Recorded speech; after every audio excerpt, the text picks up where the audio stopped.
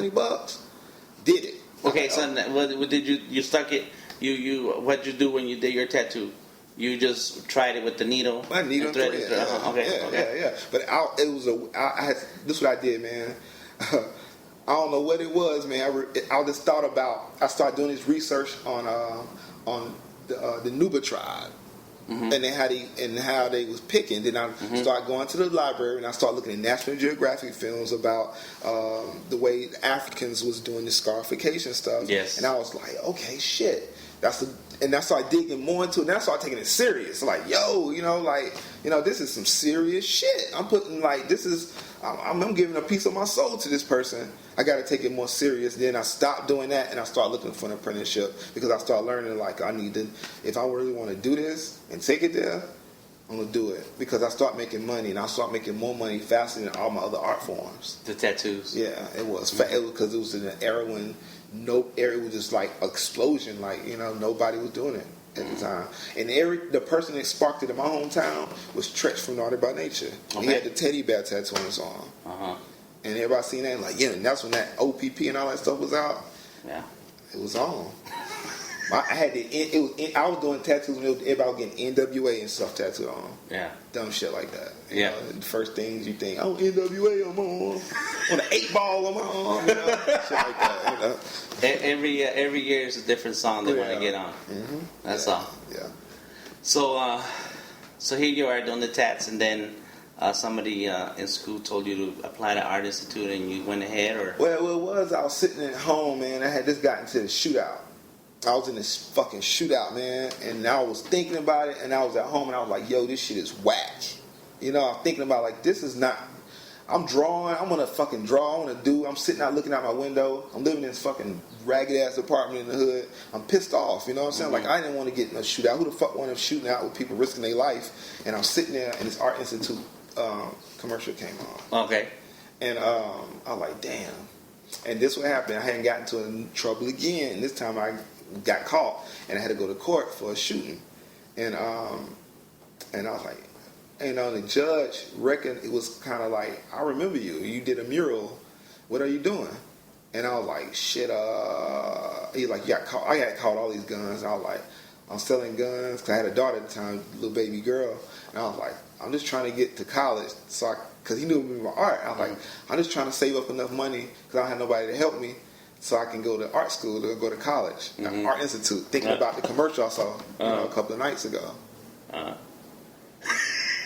And he was like, you got 4 months to get into school, and we'll give you you get into school, give you 4 months to get into college, and this and that, and give you 5 years probation in Atlanta. Get out of Asheville. Mm-hmm. And I was kind of forced. I didn't have no choice. Got in school, did my probation here, because I had two charges, one here and one in Atlanta. I came down here. That's a whole nother story. I came down here to look at the Art Institute and got arrested because I was just guns, man. I had a gun shit thing. Mm-hmm. And then it was just crazy. So they just made my probation all concurrent. Mm-hmm. And it was crazy, man. So I did probation here and got my apprenticeship. So it was your destiny. No matter what, no matter what you thought you wanted, what your extracurricular activities were, mm-hmm. the opportunity was going to have to present itself to force you to follow through on that art. Yeah.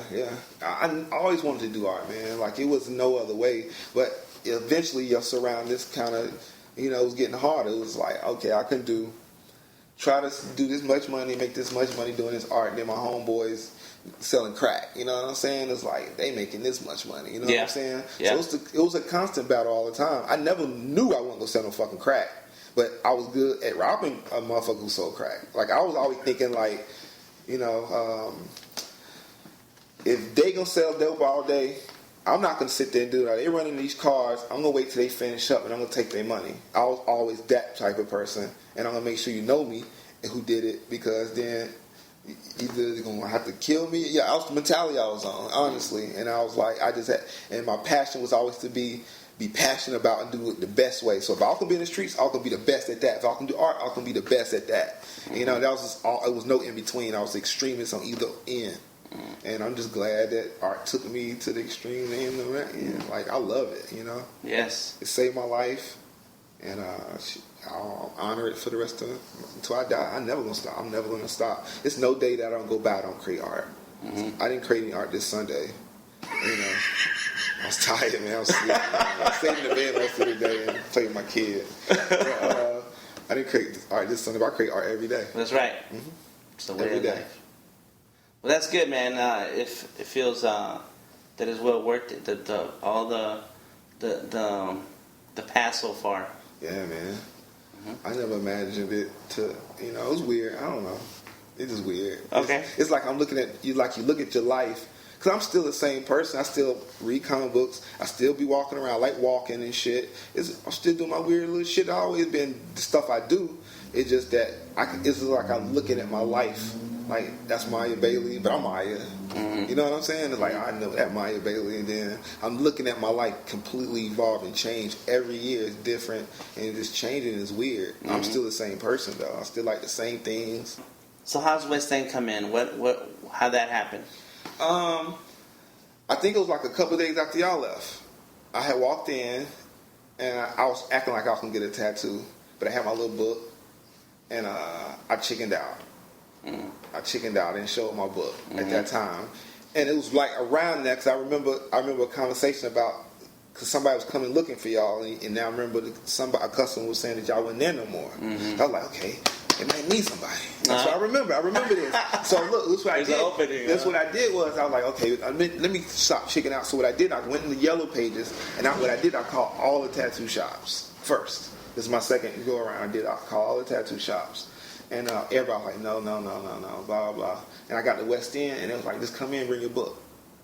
You called them all up and asked, do you need any artists or do you need a tattoo? I'm looking for an apprenticeship, yeah. I'm looking for an apprenticeship. Yeah. I called all of them up. Everybody denied me in Atlanta. And then I got to W. West End. And she was like, come in, bring your portfolio. And I was excited and I was scared. And she looked at my portfolio. She said, this shit is trash.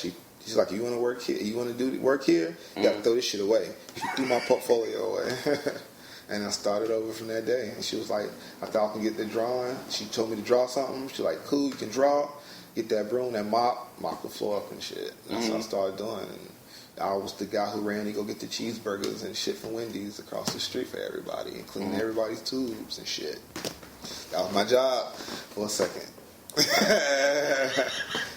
And that's when you know you wanted to follow art and the tattoos. Yeah. I mean, I knew it was like, I was honestly, then the time I was still making money doing all art forms. But Julia took up so much of my time that it was just, that's the way it came, because 1 to 10 o'clock, I was there at that shop before it opened up, and after it was even after closed, I had to make sure everything was opened up, cleaned up before, either do it that night or come in early that morning. Usually I do it that night, and you fucking don't want to do it after night, but you do it anyway so you can get to work. And then that people was lined up all outside before you even get to the, you know how it was. And it was lined up and people looking at you walking down that damn street with your book bag on. I'll never get those days, you know what I'm saying? And but it took up so much of my time. So even when it was like social wintertime, that's when I would try to do as much drawing and shit as I could, And then because one of the things that stand out in my memory of you is we used to do the art shows at Vantage Point. Yeah, man. Yeah, man. That shit blew my mind. You always had some artwork in there all the time. Yeah, man. That shit was dope. And that's when Shop worked together. We worked when we opened up ours, and it was dope because it was just like y'all saw my first painting. Yeah. For me. Y'all saw my first. I didn't know that was your first painting, but I know we saw one of your paintings. Y'all saw my first $1,000 painting. I do remember that number. Yeah, it was I do remember that number. Yeah, it was my first time. That was my first one, and after that, it was fucking. I was like, okay, sparking. I went to other galleries, so I was putting stuff in. I started making money painting. And then I just started getting my small collection of collectors, and I just focused on selling my paintings to them. And then people ask me to do shows, I do it to them. So I do paintings for most of my time for my buyers, and what I'm trying to do now is just paint for me and hoping they start buying my stuff. You know what I'm saying? Like regularly, because I'm really like, if I paint and I got a buyer, people don't get to see it. You know what I'm saying? Right. And I do more paintings for my buyers than I get to do for the people to see. I get more high when the reaction when I get to see it hanging on the wall and people look at it and then they seeing it, and you know what I'm saying, that give me more of a rush than a buyer buying it and then they hiding it in their house. Right. You know what I'm saying? It's just a different thing. Got it. Yeah. So you got private collections right now. Yeah. In people's houses. Yeah, yeah. And they always get a large number, you know. Mm-hmm. Like when I opened up, remember my when I was right on Peachtree and Trinity, Mm-hmm. the first time I got that loss because this guy ordered 12 paintings from me and I did it at home. My wife was going to kill me. So I had all these canvases all over the house. So I did 12. I had this guy in jail for some crazy shit. So I needed the money. So I did a tattoo, and it was crazy because the guy was talking to Rick James on the phone at the time. Mm-hmm. And I was like, yo, Rick James. He let me talk to Rick James. I'm bugged out. And they was talking about some artwork, and he was about to get. And the dude looked on the. I had one of my paintings in my apartment, my living room, and he seen like, Maya, man, you got a Miya Bailey painting too? A Maya painting, because I just wrote one name then, Maya. Mm-hmm. That's what made me think about using my whole name then, Miya Bailey. Because he's like, you got a Maya painting on the wall. And he was like, and Eric James on the phone, like, you know, because whoever had it, they both knew this person. Like, yeah, I want to paint from Maya, from her, you know, because it's a girl. And I was like, shit, you know, I'm Maya, man. I probably did that painting that got sold, you know, and all this stuff, man. And it was like, nobody else using that name right now in painting, you know what I'm saying? And he was like, it looked like, they're like, yo, that's my painting. It's called Rain. I did that. And that's when he was like, yo, I want 12 paintings from you. I was like, yeah, right. And he called this lady, man. And this is right after I sold the painting from y'all. Mm-hmm. And he called the lady, and this lady came, and she had this big brown paper bag, and it was all cash. Dang it. He paid for the paintings up front. It was 12 paintings, and he gave me $2,000 a painting. Awesome. And I was like, whoa. Okay. So I did the paintings. My wife was mad because I messed up the place. It was messed up for a long time because it took me like 6 months. Mm-hmm. And so when he came to get he had these people come get the paintings. He was like, I want another 12 because he was like the guy. He had like a house. I don't tell him, but he had 2 houses, and he wanted another house full of the other paintings. And he asked for another 12. And I was like, I can't do it this time. I was like, my wife ain't gonna let me paint in this house, man. And so he was like, I was like, man, if you give me a place though, I'll do them for $1,000 a piece. And he was like, okay, cool. I found that loft, and he put me in the loft, paid it up for a couple of, enough months to there, and I kept it and just started tattooing after it was over. And that's the beginning of Prophet Art. Yeah. Mm-hmm. Yeah. Yeah. 'Cause I remember going in there and doing the drawing sessions. Mm-hmm. Yeah. And I'm gonna tell you something about that space. When Vantage Point was in the west end of a Cascade in Abernathy, we walked into that building and looked at it and met the owner, and we wanted to get that second floor. Wow. Mm-hmm. Wow. Even this building right here, right now, I forget what year it was. It was in the 90s, and we wanted this building. Mm-hmm. Wow. Yeah, it's crazy. It's crazy. It's all connected, one way or the other. But yeah. Once I saw you had that spot, I was like, yeah, this is it. This is where I want.